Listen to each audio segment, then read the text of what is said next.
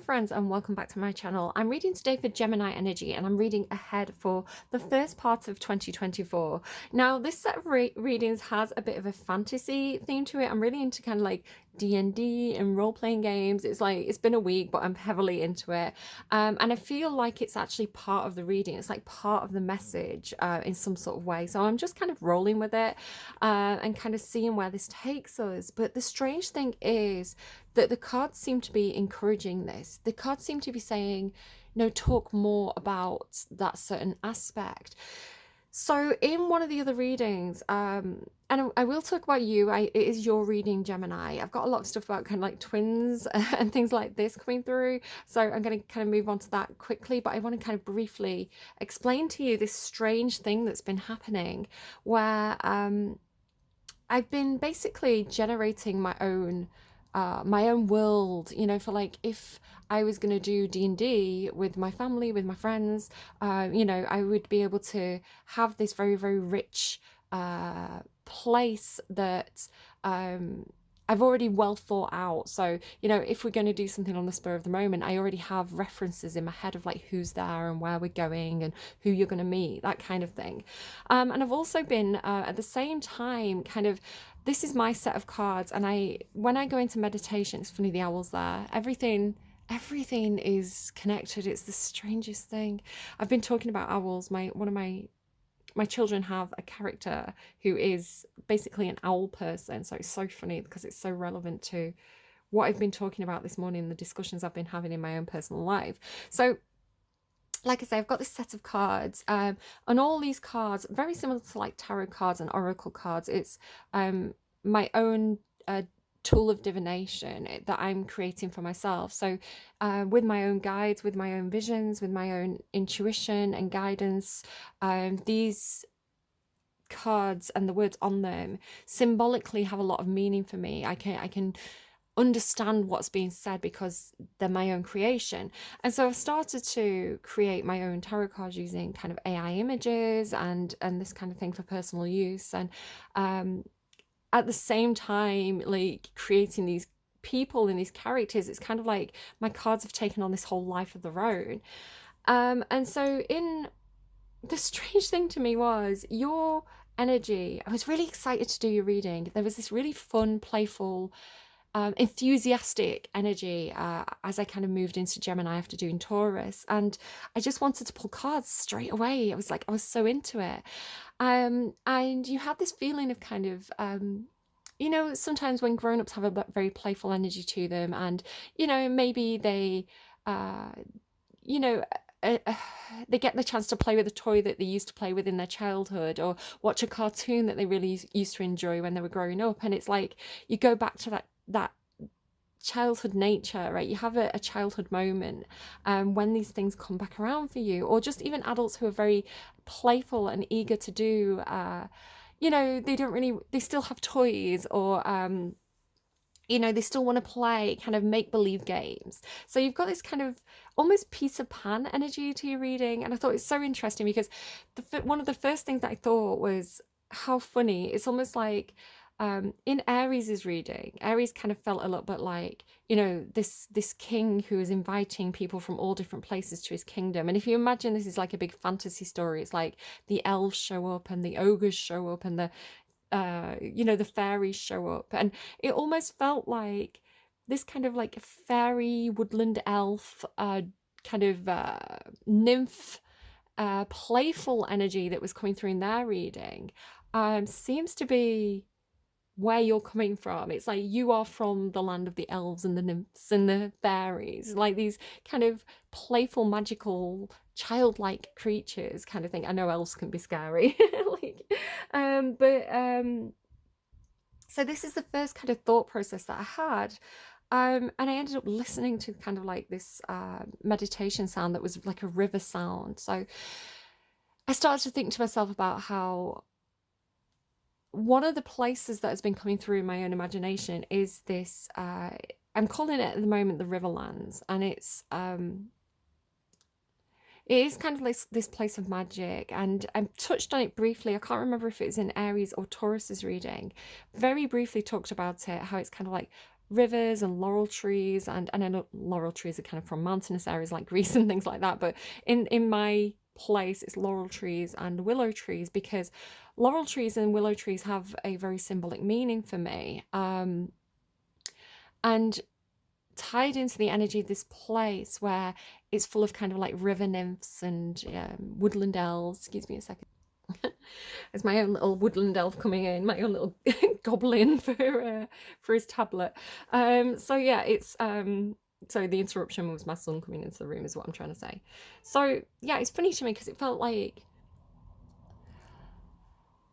there's something coming through with this where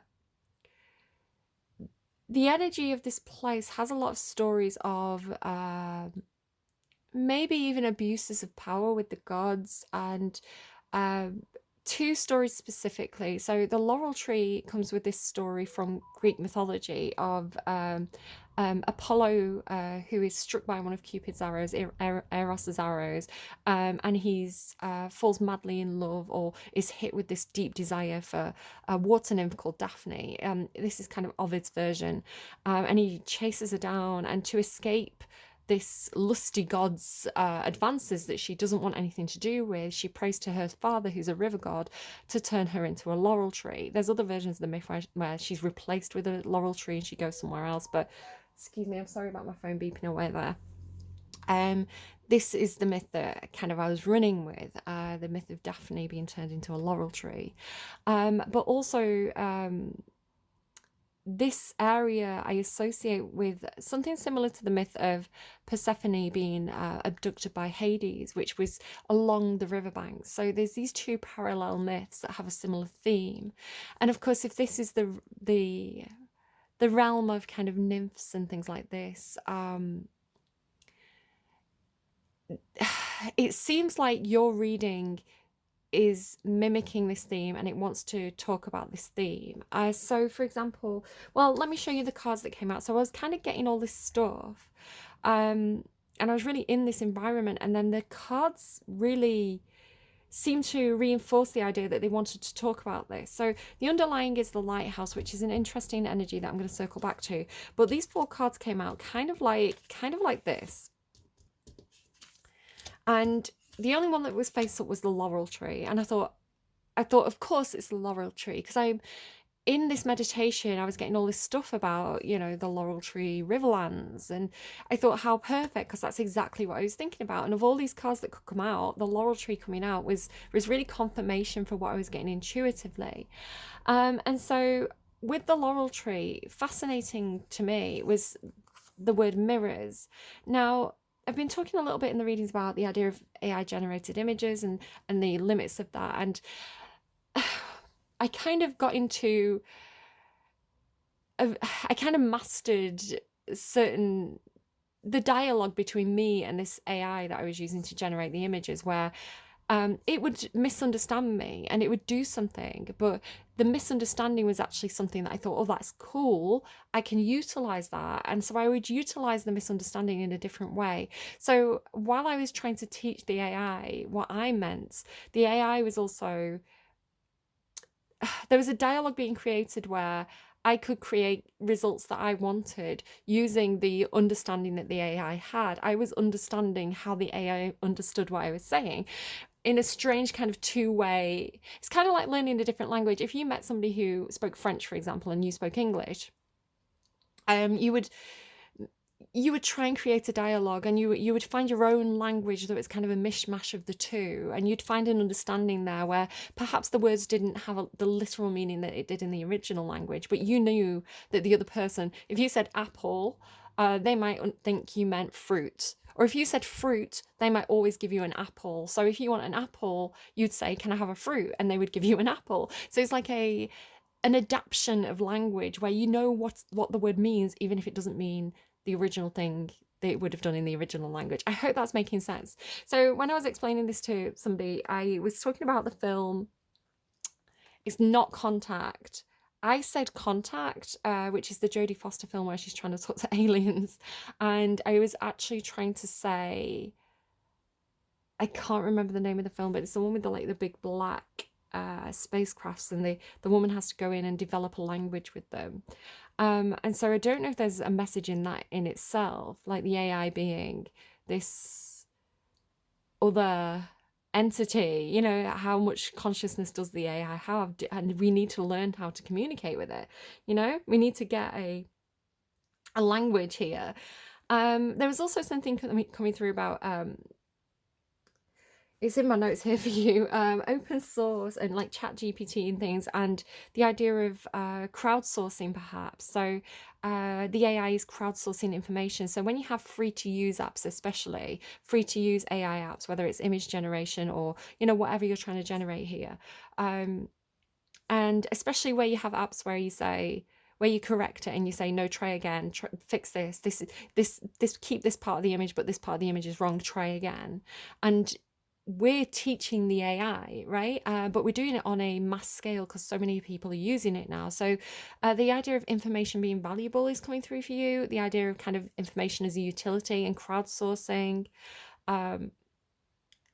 is interesting. I have this theory with AI and hands, because AI used to be really bad at doing hands, but if every time the AI generated an image and it had really dopey hands and we laughed and shared the image because we were like, haha, look at this image, we've downloaded it, we've shared it, the AI thinks it's done a good job. So now every time a human wants an image with hands, it's like, oh, humans like it when we do the hands like this, you know? So the AI is like, oh yeah, we'll do the dopey hand thing because the humans like it and they share it.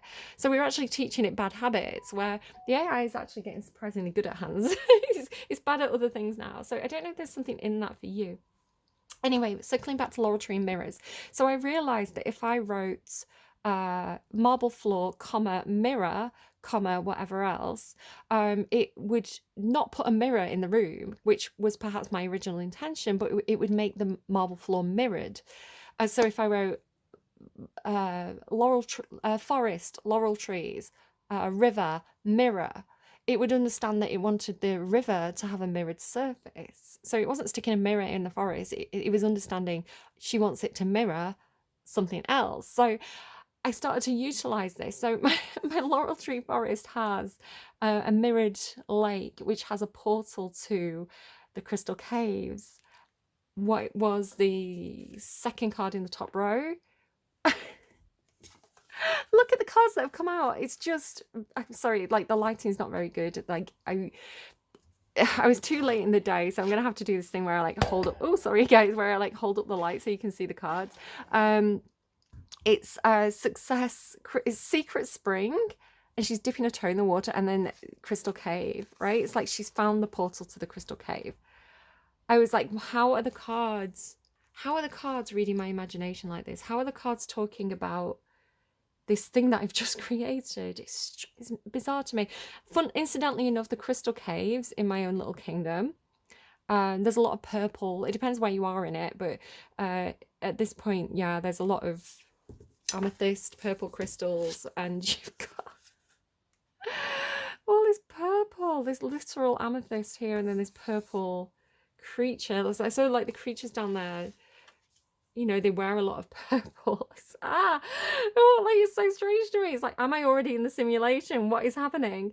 So yeah, laurel tree and mirrors. So then I flip over the next card, and what is the next card? If you remember what kind of trees I was talking about in this area, it's the willow tree. The willow trees, because they grow very well on the side of riverbanks. There's something about the roots of willow trees where they can, willow trees are very good at stabilizing themselves on slippery terrain, basically. So on the side of a river where the bank's very wet and slippy slidey, you know, it can crumble away.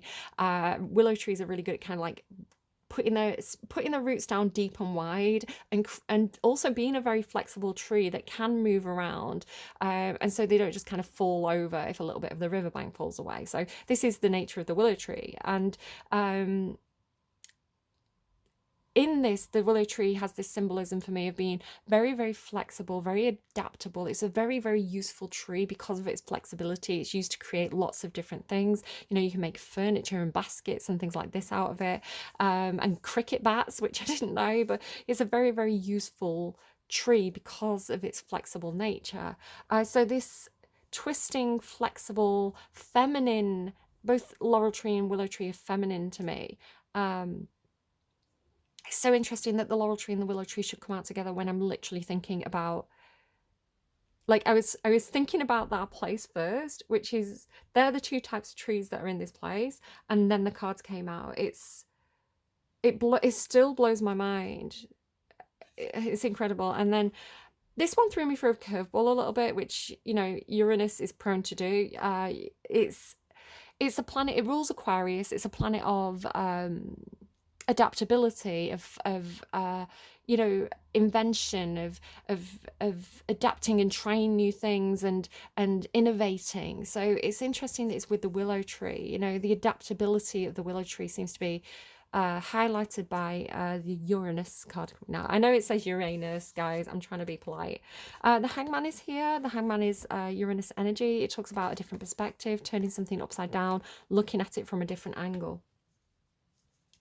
So yeah, so really interesting to me. The lighthouse, I was taking this as almost like a warning, don't go here. The lighthouse to me is an energy of guidance. It lights the way. It helps you. It guides your routes, right? It lets you know where you are. It's a marker to say this is you're near home. You know, you're close to home. But it doesn't say come to me. It's not a light that says, you know, this way. It actually says not here. Stay back. Because the lighthouse stands on the rocks so that ships know that that's a rocky area and they have to kind of sail around it. So if a ship sails towards the lighthouse, it's going to crash on the rocks. So maybe there is a bit of a message here with this kind of nymphy, maybe even siren energy, like the idea of if you go towards the siren's call, you know, the sirens are luring you to your doom. But it doesn't seem bad. It doesn't seem it doesn't seem like the intention of the kind of fairies of this place, the nymphs of this place, is to do anyone any harm. But they do seem to be saying, we'll give you guidance, but stay back, which is really interesting to me that should come through. Now, Gemini, you're reading. So you do have a doubling energy. You have you and someone else. Of course you're Gemini, of course you're the twins. I was thinking of, say for example you were playing a role-playing game, say you were playing Dungeons and Dragons. It might be a sort of situation where you're playing as two characters. That's not a normal thing to do, but it could be that you're playing for two characters, maybe in two different environments, two different situations. Or you have, for example, my character has a brother, and so I'm going to play as both characters, as the sister and the brother. So this is where that twinning energy comes through. You could also be playing, it might be something where, for example, if you were on stage, if you were doing a play, a lot of the time smaller productions have a small cast, and one actor will play two roles. You know, if you think about Shakespeare's company, a lot of the time they'd have an actor who would have two roles in the play, and they'd be in different scenes, so the two actors wouldn't be in the same scene. Or even like if you think about like Clark Kent and Superman, the idea of kind of it's the same person, but he's got two different personas. So any of these things could be coming through, but I am getting this kind of almost yin yang, masculine feminine energy. So I don't know if this is you and another, maybe you have a twin, or you have a sibling, or a romantic partner who is mirroring you or twinning you in some sort of way. I'm hesitant to use that specific phrase, and you know the one I'm talking about. There's a Netflix series on it at the moment where I think, you know, words can have different meanings. And sometimes you can have something that's healthy that, you know, somebody jumps on and kind of utilizes for their own means, and it becomes a negative connotation with that specific word. But I think it's a very loaded term, so I'm not going to say it. But some of you, if you're looking for it, there's a bit of that. But again, you're Gemini, you are the twins, so I don't know how much I want to read into that.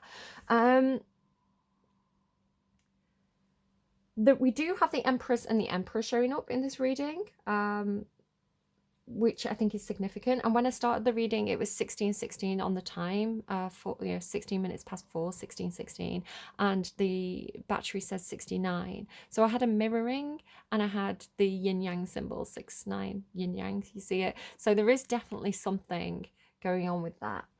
Um, with this kind of circling back around to this kind of nymphy energy, um, and like I say, you do have this masculine and feminine energy coming through. So I don't know who I'm reading for, basically.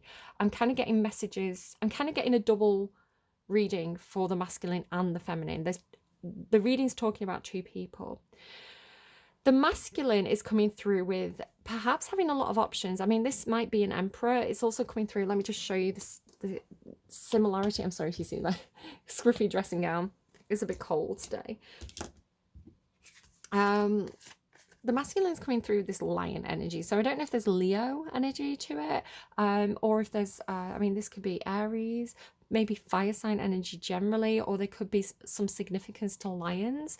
But really, it's just identifying that this is the same person for me. Now, these are two different decks, and this masculine energy has shown up as the King of Wands and the Emperor. And you can see how, you know, they've used the lion to tell me that this is the same person, even though it's two different decks. So the two songs that have come through for the masculine energy, one of them is Kingston Town, When I Am King, right? This is a King of Wands turning into an Emperor. This is a leveling up, right? So this could be somebody who's getting a promotion.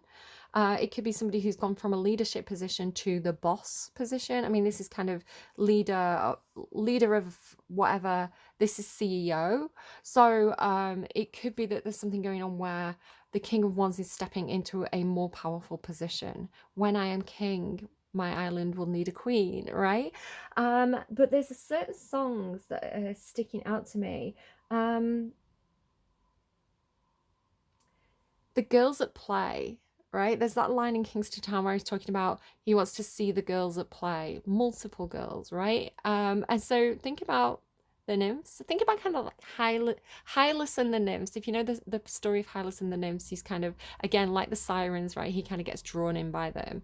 I don't know if this is a bit of a Achilles heel for the masculine character. I don't know if he's got a bit of an eye for the ladies, because the other song that came through for the masculine was Oh Lord by Mike Lowry. And he says, there's just way too many temptations, oh Lord. Now, there is this thing about the pool as well. Oh Lord by Mike Lowry, there's way too many temptations. Think Hylas and the Nymphs, right? Too many pretty girls. They could be something about swimming. Maybe there could be something about water, beaches. I don't know. But it does mention pools, he says, in a pool filled with sin. Now, remember the first card in your reading, and I'm not making any of this up. This is literally the songs that randomized when I randomized on Spotify for you. And you've got this secret spring success with this fairy character in it. So it's really strongly giving this almost Hylas and the Nymphs energy of this person who is on the path, right? They're on the path to leveling up to the King of Wands and then to the Emperor. It's funny I mentioned Macbeth, right? It's kind of like the Thane of Cawdor into the king, right? So lord into a king. So he's on this path to success, and it does say success, but perhaps on the path to success, this man who perhaps could be very attractive because it's the King of Wands energy, and of course power can be a very attractive thing in itself, even, you know, money and power and charisma and all those things that the King of Wands and the Emperor might have are very attractive. You know, there may be a lot of interested women around, you know, maybe this person's going to a lot of parties, a lot of events, there's a lot of beautiful girls there who are interested in what the King of Wands or the Emperor has to offer. But the King of Wands or the Emperor is saying there's too many temptations, right? This is temptation energy, nymphs, sirens. Not that there's anything wrong with the women, right? I'm not being derogatory. I'm saying that there's an awareness that availability doesn't necessarily mean it's a good choice every single time, right? And maybe the Emperor is waiting for his, you know, the king's waiting for his queen, right? The Emperor is waiting for his empress. But there's a lot around. If I just kind of show you the energy of these fairies, I'm associating it with the fairy because you see the glowing white wings. We have here the bees, right? It's this buzzing hive energy. There's a lot of people there. There's a lot of these fairy energies around. We have, like, look at these. Can you see the fairies kind of dancing around the tree there? Again, there's a lot going on there. If you are feminine, just be a little bit wary, because you could be dealing with somebody who's definitely got player tendencies, or who's easily led astray, or even who may get easily overcome with passion, and you may just want to have your defenses up against that, just with some of the stories we're talking about. If I'm talking to the Empress, who is showing up in this reading, let me show you some of these cards. It has the feeling of like the Empress holding court. It's like the Queen of the Fairies, like Titania or something. So there's this energy of, let me show you these cards first. So these two cards came out together, gathering around the power of community and toadstool's growth. So there's something you see, because it's so funny that these two cards were next to each other in the underlying. So here's the fairies again, right, with these mushrooms, and this, I'm seeing this as the Empress, because the Empress is here, and she's sat there surrounded by this energy. One of the other readings had this thing about Queen Bee energy. So it's like this, whoever the Empress is, and it could be you, again, I don't know who you are in this reading, I'm getting different energies coming through. She's got her community around her, right? She's got perhaps a growing community around her, or she knows the power of her community. The song, just let me show you. Oh my god, underneath the Empress, still the star, even though this has been shuffled, we still have the Empress and the star from those other readings. We have this gorgeous healing energy. It's like Elsa, right? So Queen of the Fairies, right? Queen of the Fae, I don't know how you want to put it. Now is the time for you to give or receive healing. Everyone has a natural ability to heal others, yes, even you. And if we're talking about D&D, I don't know, maybe someone's got like a healing spell, healing hands. Somebody has the ability to heal others, and perhaps this is why this Empress energy, which is a very mothering, attractive, safe energy, supportive, open, empathetic energy, this could be why this person's attracting a strong community around her. You know, she's offering healing to the people around her, with a lot of wisdom. Maybe this person rolls high on wisdom. Yeah, a lot of wisdom, a lot of life experience, perhaps the masculine underneath that, and beauty. Make of that what you will. The masculine wisdom, the masculine Emperor. We all have we are all yin yang. We all carry feminine and masculine energy, just to kind of make you aware. So I'm not talking about gender. However you represent in terms of how you show up in the world, how you identify your own gender, entirely up to you. Not contesting that. In terms of astrology and energy reading, if you look at your birth chart, we have 12 houses. Each of those 12 houses is ruled by the 12 zodiac signs. The 12 zodiac signs have either masculine or feminine energy to them. So I'm not talking about gender roles. It's again, it's the same word used in a different context. So six of the houses are ruled by masculine energy, 6 of the houses are ruled by feminine energy. I identify as female, as feminine, quite strongly. A lot of Libra in my chart, Venus energy, but energetically speaking, Libra is a masculine sign, it's a cardinal sign. And I've got more masculine placements in my chart than I have feminine placements, and I identify as feminine. So just to explain to you that in tarot, when I'm talking about masculine and feminine energy, I'm kind of talking about yin yang, and not really gender roles or anything like that, but kind of your own emperor energy, you stepping up and taking the lead, and you know, having authority in your own life, or you perhaps being in more empress energy, which is a softer, more supportive, kind of backseat driver kind of energy, in a good way. So just to kind of explain that actually every single character in this reading could be parts of you and aspects of the self. Feminine energy, it could even be your mother, right? The Empress could be your mother, the Emperor could be a father. So again, I can't necessarily say who exactly everybody is for you. just what the cards mean. So yeah, I hope that helps in some sort of way. You also have this Ace of Wands, which was the initiative from Taurus's reading, the king taking the initiative. I'm tempted to say, because there is something going on here about the advisor, right? Kind of like I've named my channel Tanaquil, right? The advisor to the emperor, the advisor to the future king. So there could be something about, because you end with the Sybil card, right? Foresight, the reader energy. The King of Wands in this reading, instinctively, I almost feel like this is the King of Pentacles or the King of Earth from Taurus's reading, who was seizing the initiative and stepping into a leadership position. It's like they were seizing the moment, they were seizing the Ace of Wands, and really taking the lead when a situation needed a leader. So it was funny because the King of Earth was sat there and he had all like mushrooms growing all over him, similar to this, right? Similar. It's almost like a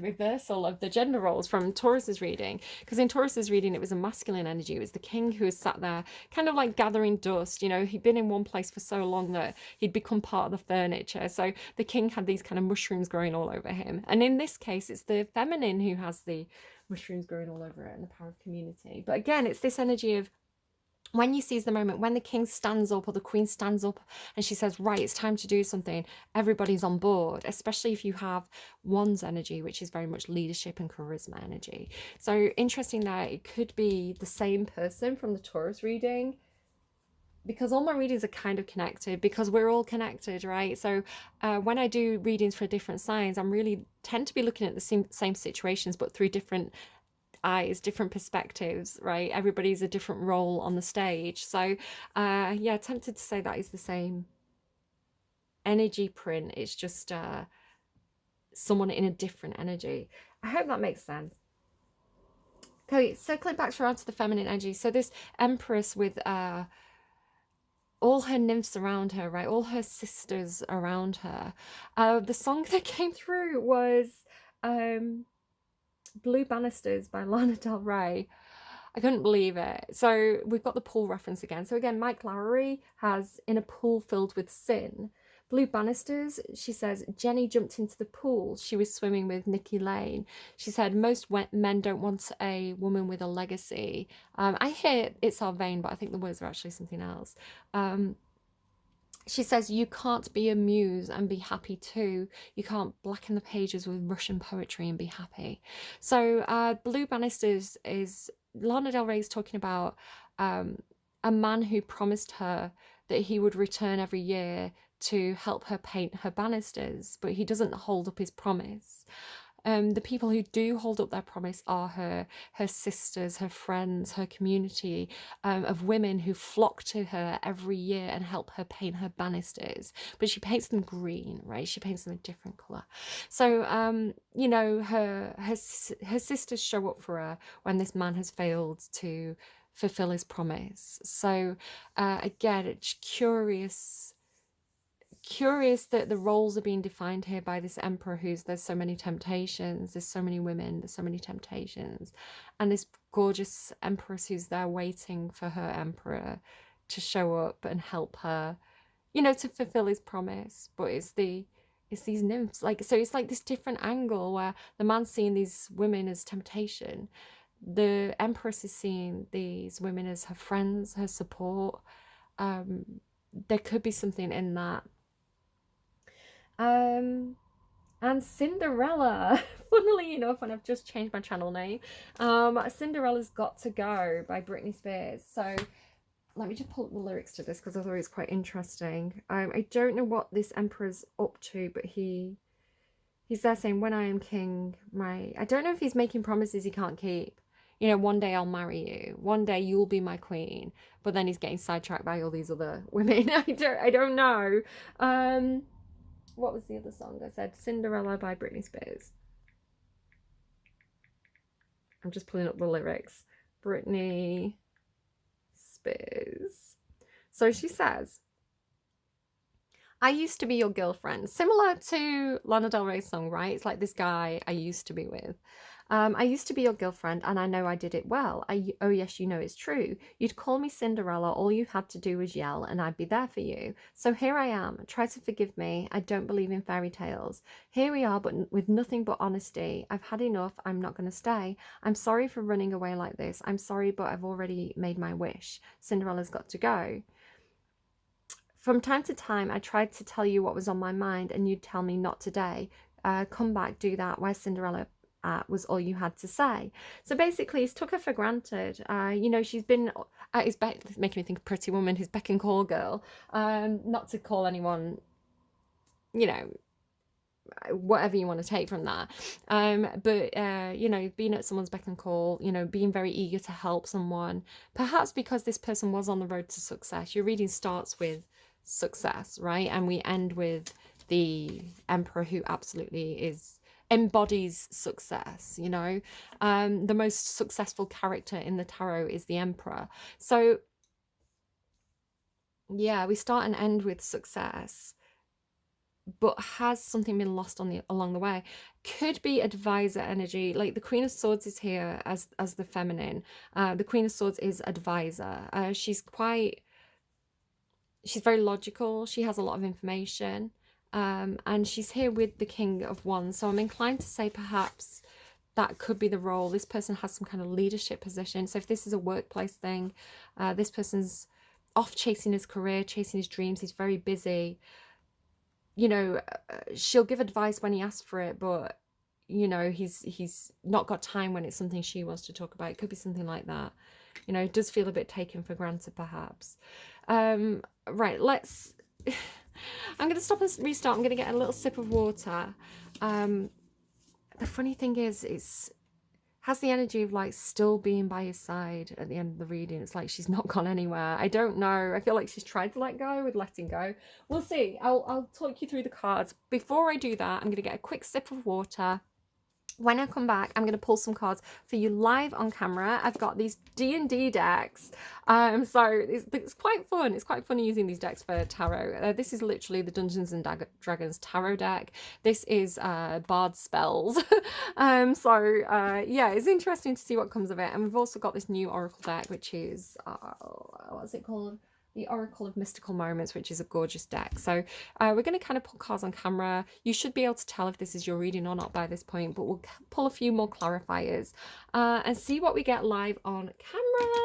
So bear with me. I will be back in a sec. I should say I'm feeling a bit better now as well. Thank you to those of you who have been wishing me well, because I had the dreaded stomach flu over New Year's, which I know a lot of people kind of came down with. Okay, so let's get you some Scrabble letters. I'm hearing 2. Normally I pull 3. So again, this could be initials. It could spell out a word. It could answer a question. S. Should be some sort of clarifier for you in some sort of way. If nothing pops into your head straight away, I'm thinking San Francisco. If something doesn't pop into your head straight away, maybe Sophia. Maybe this is someone's initials. Sarah Frederick. I don't know. Like it could be anything. Like take it as it resonates, leave it if it doesn't. Also, you can reverse it. Sometimes it spells things out backwards. For me, take it as it resonates, leave it if it doesn't, but it should ring a few bells, if not right now, within the next couple of days, perhaps. You know, maybe it'll pop back into your head. I'm hearing 4 for the words, so let's get to you 4 words out. We've got, disaster. Oh gosh. Making me think of Beautiful Disaster by Kelly Clarkson, which is one of my favourite songs. Such a beautiful disaster. Use. I think, and I say this with, in the nicest way possible, Gemini. I think Gemini has a little bit of disaster energy. I'm like chaos, like Loki energy. I've got a Gemini moon, and it's definitely a lot of fun. Let's put it that way. It's kind of chaos is a ladder. Disaster, use sleep. Maybe you need to sleep. Use sleep as a tool, you know, don't skip sleep. Use it because your body needs it to repair itself. Maybe you get a lot of intuitive dreams. I had so many dreams last night. Too many to go into. Daffodil, how gorgeous. Symbol of Wales, right? Sleep daffodil. Sleep daffodil. It's like Shakespearean. Like sleep now, daffodil. It's like a pet name. Okay. I'm going to kind of move those aside. So hopefully something there will have some sort of meaning. Woo. Okay. Let's get you a card. What do we have for Gemini? Oh, something flipped and went back in, I feel there. We've got Weaving Flowers. That came out yesterday for Taurus. Anything else for gems? Yep. Ava. Makes me think of Eve. And A Long Way Home. They've both got red at the top, like red hair. Something about like a red hat, maybe with flowers in it. So I'm just bringing it closer because of the lighting, just to see some of the details. So yeah, definitely referencing like Adam and Eve. She's got a kind of like a snake around her neck. Weaving flowers.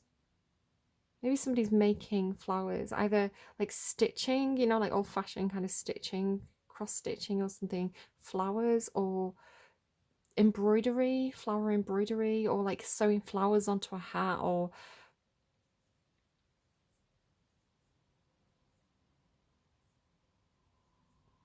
again, weaving flowers. If flowers are symbolic of women, it's like making connections with other women, pulling those connections closer, tightening those bonds.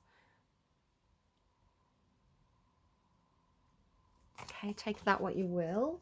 I'm not really getting too much from that at this point, but we'll see what else comes up. Actually, do you know what? I want to keep those on the table while we finish pulling your cards. So get me a card for Gemini, please. What do we have for Gemini? Whoa. The High Priestess. I should have shown you. The Empress card was on the bottom. You've got Four of Strength, which is like the Four of Wands, and the High Priestess. It looks like she's almost building the Four of Wands, like she's putting in one of those stakes. They're not stakes. They're staffs, right? The tent pegs, I call them, on the Four of Wands card. Four of Strength. So again, like a strength, bonding people together, weaving flowers, weaving women together, bonding people together. And the High Priestess. I mean, you have the Sybil card here. A lot of intuition and foresight, and maybe divine answers. There was a little tiny fly there. I don't know if you saw that. Yeah, it's kind of like meditation. You actually do have meditation and stillness. Sorry, you've got a lot of cards, Gemini. It's a little bit overwhelming, which again, my Gemini moon is all the information all at once, all the time. So it kind of has that feeling to the reading. There's a lot of cards. There's a lot of stuff going on here. Meditation and stillness, letting go. So it feels like letting go of earthly things, letting yourself. It says use dream, right? You had use sleep. That was what it said. Use sleep. Let yourself slide into that meditative state. Let yourself go within for answers. Let the visions come to you. Use your imagination and find the answers there. You know, go within to know what to do. Could be something about like letting go of a community as well, or taking a step back, or trusting that things are going to be okay if you do take a step back. I'm talking to the feminine there. Yeah, the Empress was on the underline of the deck, and I wish I'd shown you. Okay. Keep going. It's like you've got so many cards, and I'm now like, let's get more cards. What do we have? This is kind of like a spell. This is kind of like advice, like what you should do. Zone of Truth. Oh, you've got two. Amending. I mean, you could, if you're the feminine, because we're getting a lot of feminine cards here. High Priestess, this is all feminine. If you're the feminine, if you're the Empress, if you're the Queen of Swords, if you're identifying with this energy, and again, you don't have to be a woman to identify with this energy. You can be a man who's utilizing the feminine energy. It feels like this is directed to whoever this message is for. Oh, you've got so many. Zone of Truth, message, and mending. So this feels like this, right? The Queen of Swords coming in with a truth, with a message of truth, and it's going to bring people together. It's going to mend a community. It's going to fix a situation.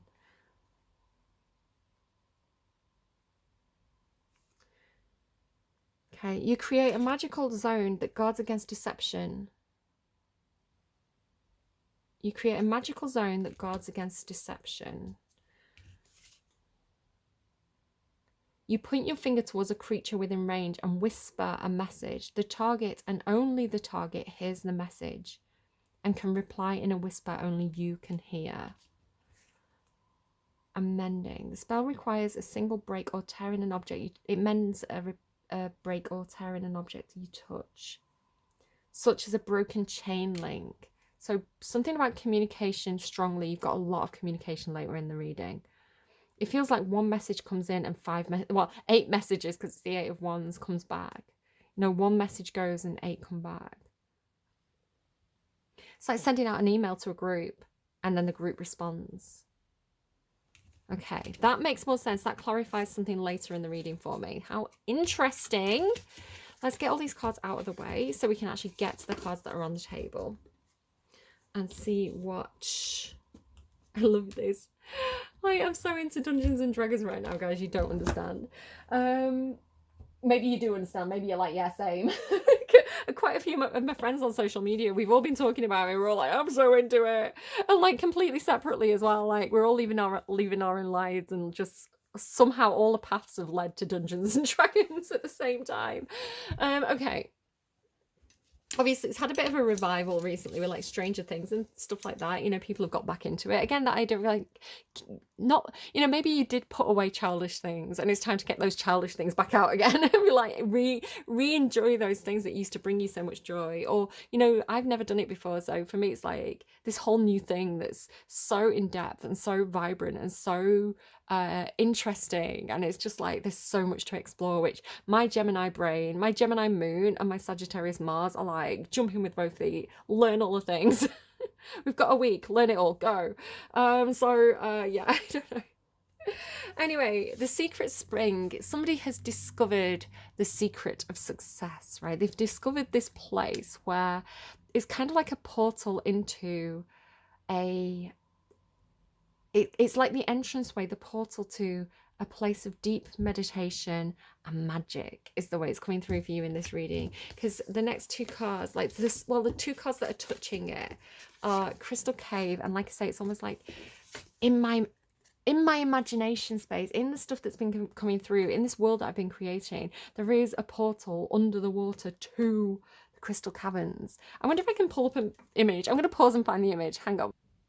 It's like I am all over this because I'm such a visual person. Like in meditation stuff, I see things so clearly, and I don't have any, well, I have very low artistic skills. So to actually get something visual out of my mind into this reality is so hard. So AI being able to do something vaguely similar to what I'm seeing is so good. So this is kind of like, imagine like the ice-capped mountains and then all these waterfalls coming down into this snowy kind of like, this is like the start of the river, and then as you follow the river down, instead of having these spruce trees, you go into kind of something that's more like laurel trees.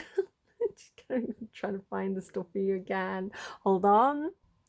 Yeah, so the laurel trees, you go down and it's kind of like the mirrored surface of the lake. You go under the lake. Kind of hard to get the AI to do exactly what I want to do, but if you can see up here, you've got the laurel trees, and then the water's coming down to the caverns below. Like, this is a bit of a creepy bit. Oh no, here you go. I like this image, but I've got so many images, guys. There's so many. So here you go. You can see how it, like, here's all the laurel trees and the water's starting to pour into that cave area. And so sort of higher up the mountains, like you have this kind of crystally cave business. See the mirror. If you put in water, pool, mirror, then it does this great mirroring thing. And yeah, like winding through the caves, you come across, there's a dragon on this one, guys, but you can see, I was just trying to kind of show you the, like this purpley color that I've kind of been working with here. So all these crystals and things. So there's a whole set of images. There's so many images. It's like it's a whole thing, and I'm still kind of working on it. But yeah, just to kind of show you what I've been kind of making, and then it kind of weirdly showing up in the reading. I'm explaining it badly. So yeah, so going down into this this place and having to have a lot of trust to do so. Exploring this, a lot of the time the water means subconscious to me, like the subconscious realm, right? The dream space, the place where we communicate with something that's not part of our usual reality. It can only be connected with when we enter into a meditative or trance-like state, right? So having a lot of trust to go into this place, which there seems to be something when this person enters this meditation, perhaps there's something about this kind of falling through. So these two cards came like this, and you can see how, you know, they're all feathered, and then it's like something's happened up here, and then this one falls down. One of the readings had, I think maybe it was Aries, this thing about the falling angel, right? Spiritual narcolepsy it was called. It's like whatever happened to that person, this one is seeing it, right? Somebody's seeing, I don't know, either it's something like somebody's meditating and they're receiving the messages, or they're sending the messages up. If you look, this person's kind of like blowing, I'm sorry, it's so dark, I did try to make it brighter. This person's blowing the messages up. It's like, is it the case of somebody's down in the crystal caves, hypothetically speaking, whatever this means to you, somebody's in their subconscious and they're trying to send messages up to those above? I want to say something like that, like, yeah, I want to say something like, perhaps I did fall, so I'm trying to send up the signals, I'm trying to send up to the signs to those above, because here we have asked for help. Angels are celestial beings who protect everyone, and fairies say now is the time for you to ask for angelic assistance. But it's this weird topsy-turvy, right? Which I guess if you were looking into a pool of water, everything would be upside down. So there's this thing about, so it's hard for me to understand this reading. There's a lot going on with it. There's something about like turn it upside down, or look at it, because again you have this kind of mirror here. It's like, look at it a different way, look at it,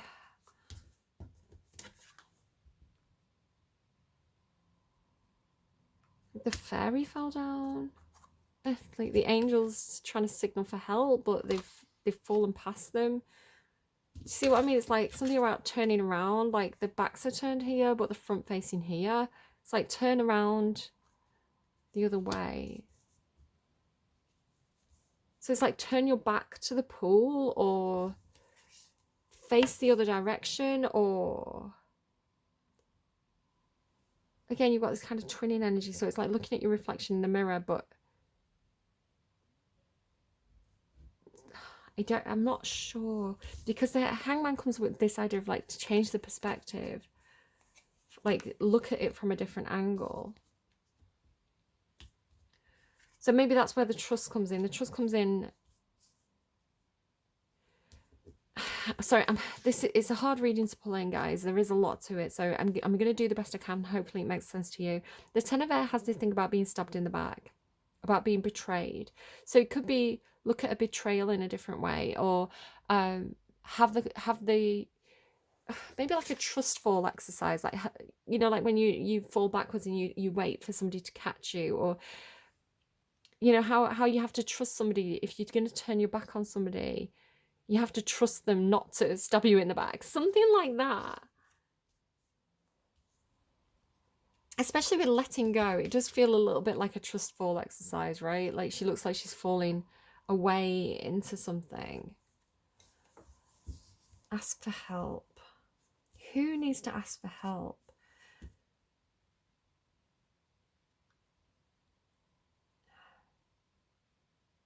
There's something coming through these cards, almost like you know that poem about Icarus falling and him not making a sound and nobody notices. He's like, he's had this, maybe a fall from grace, like a fall from success. You know, he's had this horrible moment happen to him, which must have had such a huge impact on him, where Icarus flies too close to the sun and his wings burn up and he falls, right? And no one notices and everybody goes about their business. There's that painting as well where there's like a farmer just going about his business and Icarus is like a tiny dot falling in the ocean. Where it feels a little bit like, again, it's kind of like it's like maybe this one didn't see him fall, but she sees the feathers coming down, so she knows something's happened. It's like she can see the evidence of something happening. Something like that, where it's kind of like but people are looking in the wrong direction. It always feels a bit like somebody's had an accident as well. You know, like an accident's happened and everybody's looking at the accident, but the person's been flung somewhere else. I'm not wishing that on anybody. Again, it could be some kind of computer game. It's making me think of Twin Mirror. Okay, there's maybe somebody's playing the computer game. I think it's called Twin Mirror. I've played it myself. And it is this guy, and he kind of has like a voice in his head. And he slips into his own brain, basically. He's in the reality, and he sometimes slips into this other state of being. And there is a point, I'm sure it's in Twin Mirror, where a car's gone off the road and you have to figure out where it's gone. Is it in Twin Mirror? It's like you have to look at like the tire marks and look at where it's gone through the trees, and you have to track it down. Maybe somebody's playing Twin Mirror, or maybe you should play it. I don't know. It's one of those kind of like Life is Strange type games. I think it's by, is it by Don't Nod? I don't know. I get the studios mixed up. It's a good little narrative game.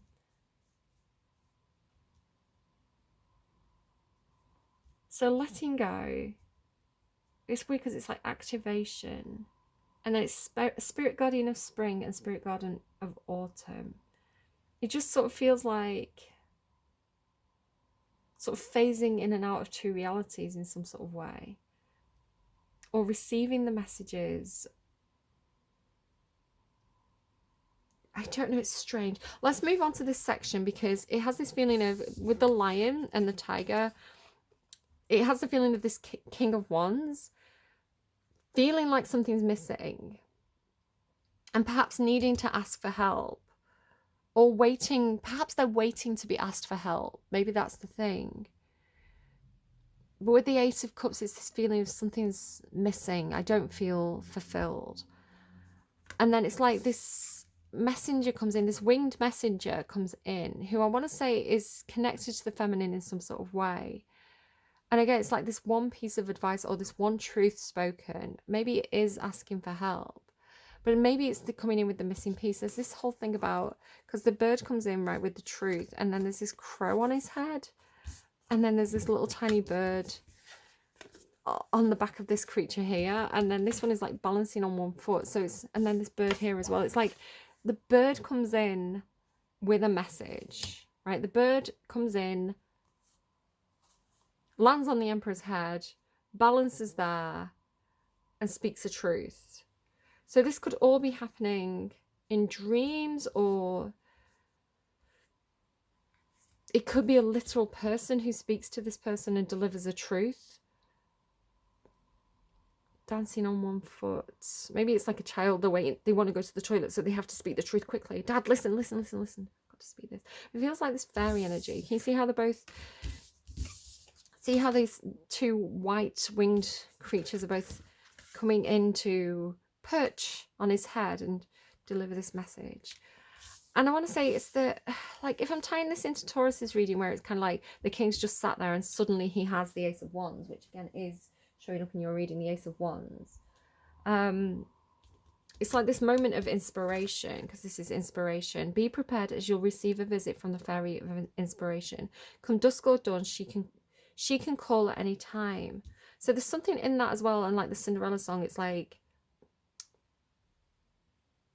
she can call at any time, or, you know, all you have to do is yell, and then she shows up. It's kind of like a fairy godmother. You call out her name and she shows up and inspires you in some sort of way. I don't know, guys. This is a hard reading. Am I going to redo this one? I don't know. But this is coming in with a lot of joy, similar to Taurus's reading. It's like the Ace of Wands, the inspiration energy, this spark coming in. It comes in with like a lot of movement and a lot of joy and a lot of action, because hummingbird spirit joy with this bird is followed by Eight of Wands and Eight of fire. This is the same card. The Eight of Fire is the Eight of Wands in this deck. So these two cards together from different decks, they came out together. So it's like maybe sitting there feeling like something's missing, having a moment of inspiration, however it comes in and whoever it's for. It's kind of like sitting there gathering dust, not knowing what to do, maybe having a lot of options, not being sure.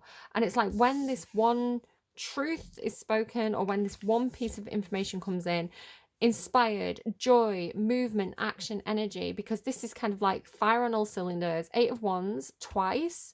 It's kind of like I said, it's like sending one email out and 8 coming back in, right? It's kind of like your phone pinging, ping, ping, ping, ping, ping. It's funny, my phone was just pinging up there and I've not even checked to see what it was.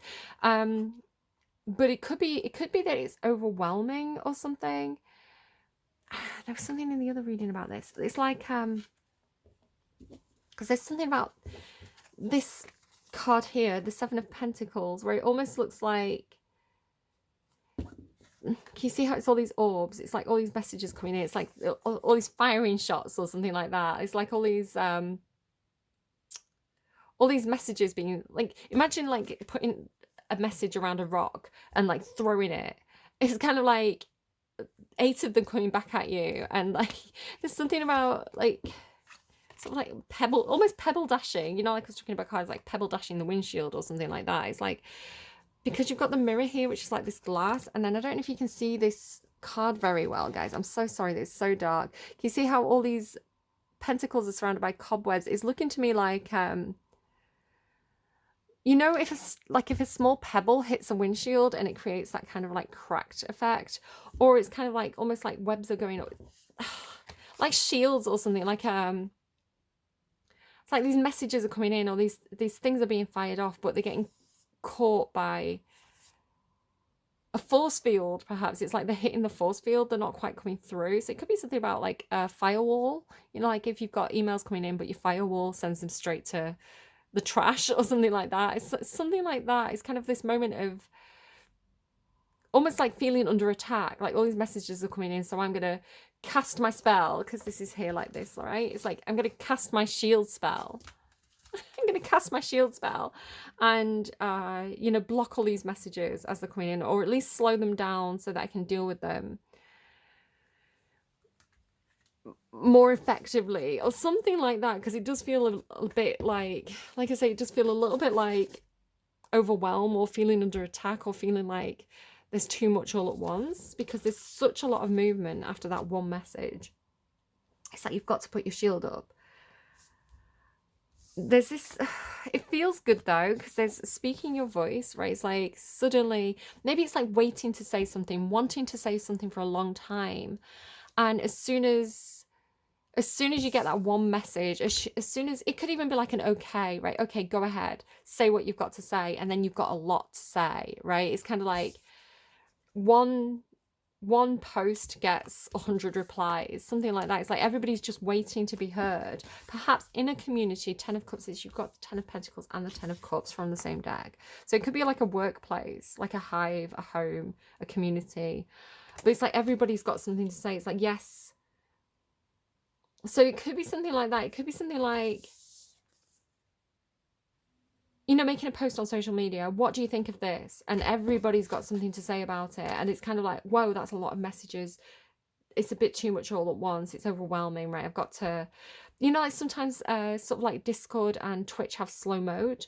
Slow mode. I don't know why I said it like that. Slow mode, where, you know, there's a timeout between posting messages, you know, so people can't spam, and they have to, it's like one message will come through at a time. It's like slows things down. Could be something like that, like putting up some kind of, something in place so the messages don't come through so overwhelmingly fast, because there is a lot to say. You've got this other Queen here, so this could be two aspects of the Empress. The Queen of Swords in advisor mode, the Queen of Swords in matter of fact, honest, not cutthroat in a nasty way, but cut and dry. Here are the facts, let's be logical, let's analyze.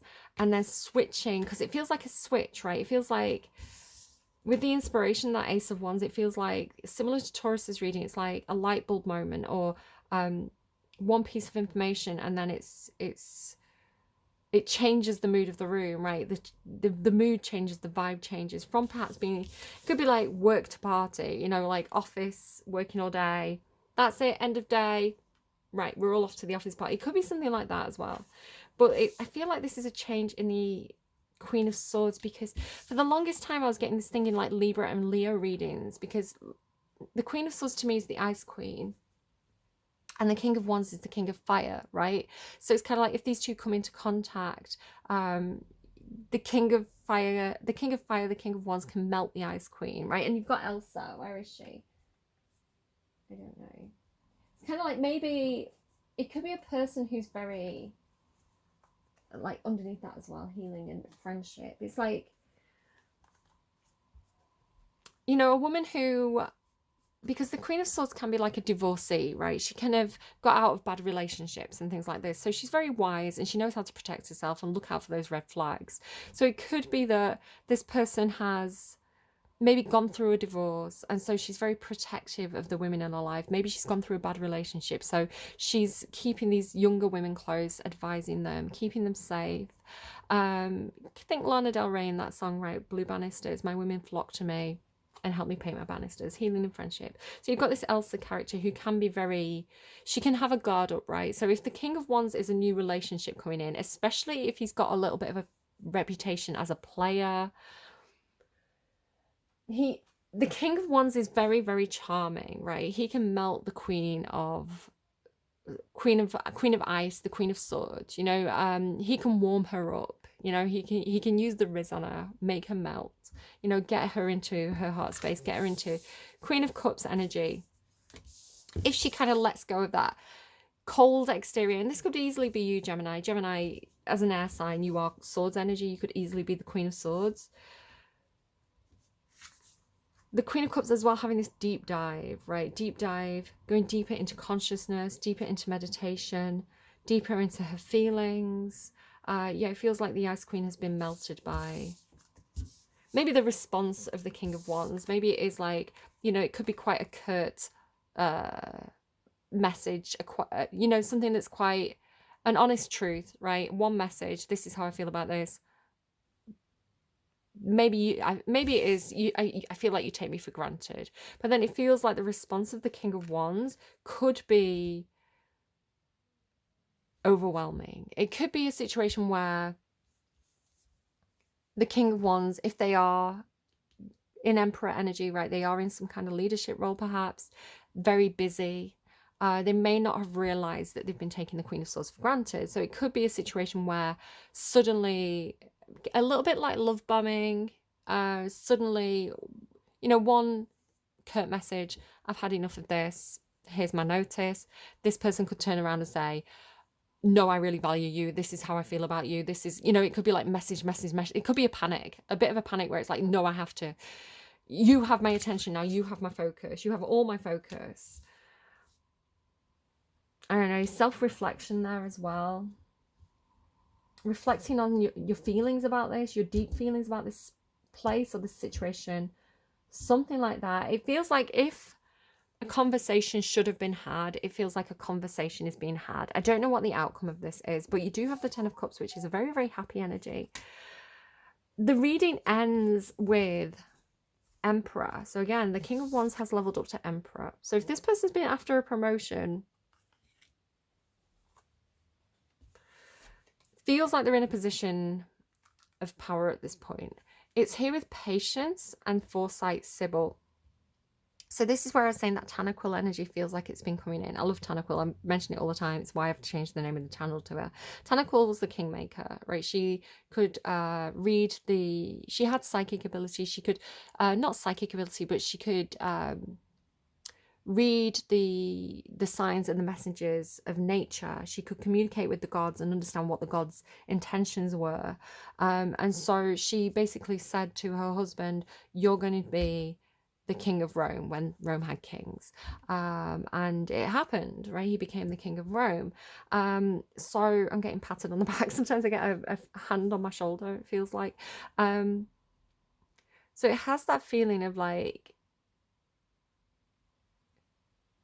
this Sybil energy, the feminine energy, the Empress energy having a lot of foresight, having a lot of patience, knowing perhaps that this King of Wands is going to be the Emperor. Maybe a little bit Lady Macbeth, but it doesn't feel like it has the negative connotations. So where there is something about Blue Banisters where it has the feeling of she's, yes, her friends are helping her, but she's still waiting for him, right? So it has that feeling of like still waiting for her Emperor, or waiting for this person to become the Emperor. Like, not if this person's the Emperor. So where's the Emperor's card gone? I mean, it's a fox. I'm going to bring both of these, and I'm going to bring both of these cards up. If this is an Empress, if this is a woman who is in Empress energy, and not just Empress energy, but Empress and High Priestess energy, divine feminine energy, you know, very, very high vibrational, a very healing energy. And her person is King of Wands. She could have been waiting for him to finish some kind of something he had to do in order to step into Emperor energy, in order to match her. Because the Empress doesn't settle for a King of Wands, but she might say, hey, go away, come back as an Emperor, and we'll, you know, I'll wait for you. I don't know how you feel about waiting for people. I'm going to say there's a few red flags. There's a red balloon in this reading, but it could be that someone feels like somebody is worth waiting for. And you did have Kingston Town, right? When I'm king, I'll need a queen.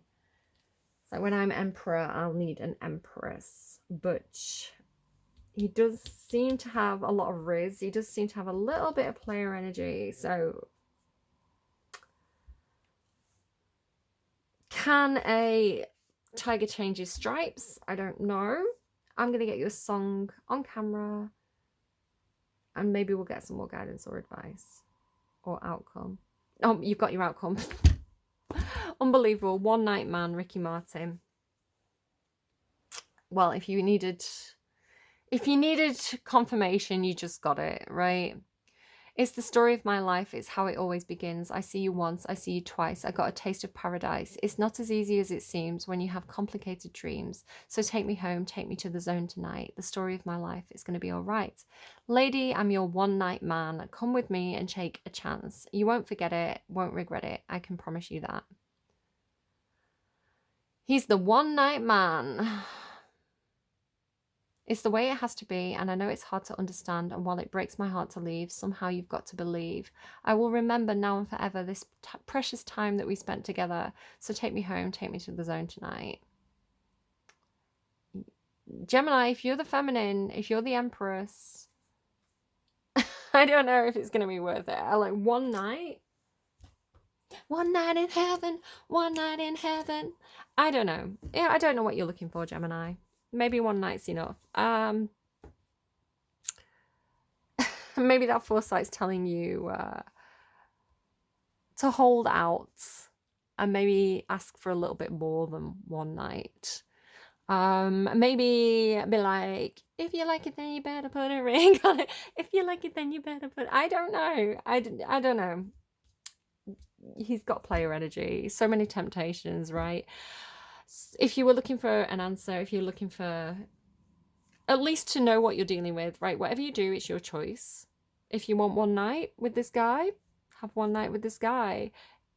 If that's not going to satisfy you, if you feel like you would like a little bit more than that, not that it devalues you in any sort of way, not that it's like anything to do with your worth, because I think that's a very dangerous language to use.